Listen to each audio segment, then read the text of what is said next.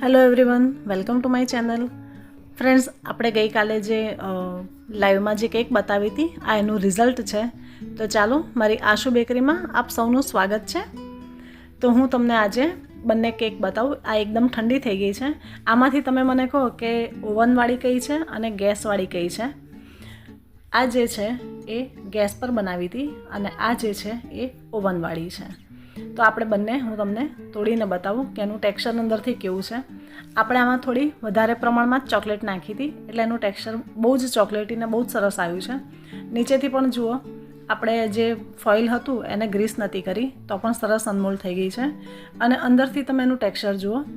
આપણે જે અમૂલની ચોકલેટ નાખી હતી અને ચોકો ચિપ્સ પણ નાખી હતી તો બધી જ અંદર સરસ પીગળી ગઈ છે અને અંદરનું ટેક્સચર બહુ જ સોફ્ટ છે. જુઓ, ઉપરથી બી ચોકલેટ મેલ્ટ થઈ ગઈ છે.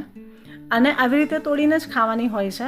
આને કટ નહીં કરી શકાય કેમ કે આપણે એની અંદર વધારે પડતી જ જે ચોકો ચિપ્સને એમ નાખી હતી.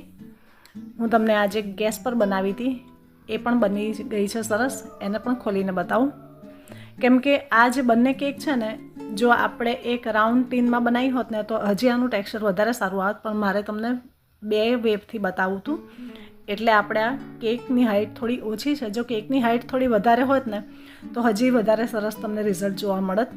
પણ આ પણ બહુ જ સરસ છે. તો તમે આ રેસિપી જરૂર બનાવજો અને મને કહેજો કે તમે ઘરે બનાવી તો તમને આ રેસિપી કેવી લાગી. અને હજી સુધી જો મારી ચેનલને લાઇક, શેર અને સબસ્ક્રાઈબ ના કરી હોય તો પ્લીઝ કરી લેજો. આપ જુઓ, હું તમને નજીકથી બતાવું.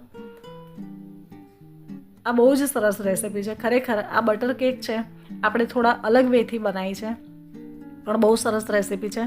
તમે ઘરે જરૂર બનાવજો, તમારા છોકરાઓને પણ જમાડજો અને મને કહેજો કે આ રેસિપી તમને કેવી લાગી. હવે આના પછીનો વિડીયો જે છે એ આપણે રેગ્યુલર આવતા રહેશે. મેં તમને કીધું હતું કે હું લાઈવ આવીને તમને બતાવીશ, પણ પછી મારાથી એ રહી ગયું એટલે મેં ડાયરેક્ટ આવી રીતે વિડીયો શૂટ કરીને જ શેર કર્યો છે. જે લોકોએ આની રેસિપી ના જોઈ હોય એ મારી લાઈવ ચેનલ ઉપર અપલોડ કરેલી જ છે, તો તમે મારું લાઈવ સેશન ત્યાં જોઈ શકો છો. આ બંને આપણી કેક બનીને રેડી છે. જુઓ, એકદમ ચોકલેટી. તો ચાલો ફરી મળીએ આવી એક નવી રેસિપી સાથે. ત્યાં સુધી બાય બાય.